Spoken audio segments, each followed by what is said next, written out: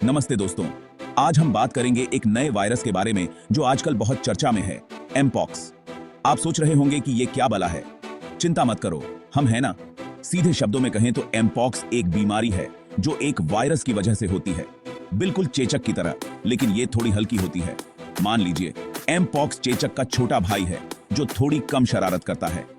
Mpox के बारे में जानना जरूरी है क्योंकि यह जानवरों से इंसानों में और यहां तक कि एक इंसान से दूसरे इंसान में भी फैल सकता है। लेकिन अच्छी खबर यह है कि एमपॉक्स चेचक जितना खतरनाक या आम नहीं है, और हां, इससे बचने के उपाय भी हैं। तो चलिए एमपॉक्स के बारे में और जानते हैं। अब जब हम एमपॉक्स के बारे में थोड़ा बहुत जान गए हैं तो यह भी समझ लेते हैं कि यह फैलता कैसे है। एमपॉक्स को एक छोटे यात्री की तरह समझो जो एक जगह से दूसरी जगह उछल कूद करता रहता है। एमपॉक्स किसी ऐसे जानवर या व्यक्ति के जरिए फैल सकता है जिसे पहले से ही यह बीमारी हो। मान लीजिए आपने किसी ऐसे व्यक्ति के साथ गिलास या कपड़े शेयर कर लिए जिसे एमपॉक्स है। यह बिल्कुल जुकाम की तरह है, लेकिन छींकने की बजाय यह नजदीकी संपर्क से फैलता है। एमपॉक्स कैसे फैलता है यह जानकर हम खुद को सुरक्षित रखने के लिए कदम उठा सकते हैं। एमपॉक्स के लक्षण अलग अलग तरह के हो सकते हैं, जैसे कोई बिना बताए मेहमान आ जाए। इसका सबसे आम लक्षण है दाने या फूंसी जैसे रैशेस।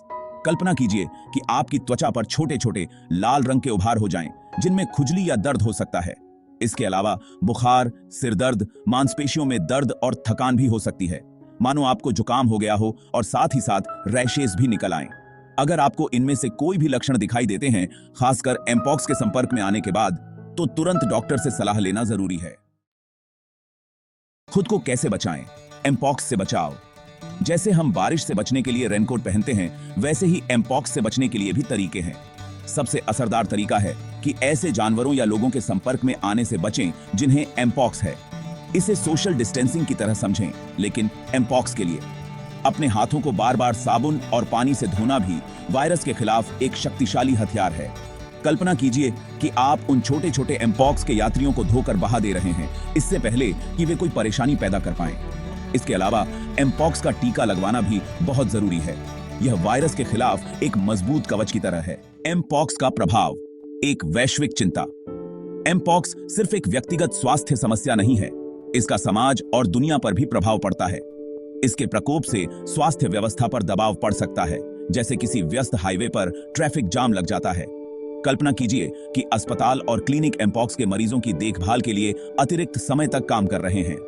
एमपॉक्स के प्रकोप का आर्थिक प्रभाव भी काफी ज्यादा हो सकता है, जिससे व्यवसाय और रोजगार प्रभावित होते हैं।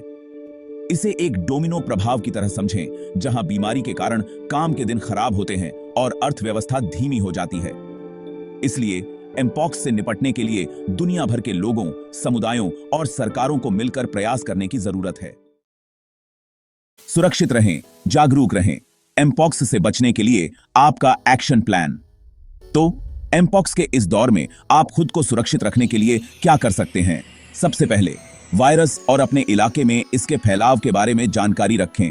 इसे ऐसे समझें कि घर से निकलने से पहले मौसम का हाल देखना। इसके बाद अच्छी स्वच्छता बनाए रखें।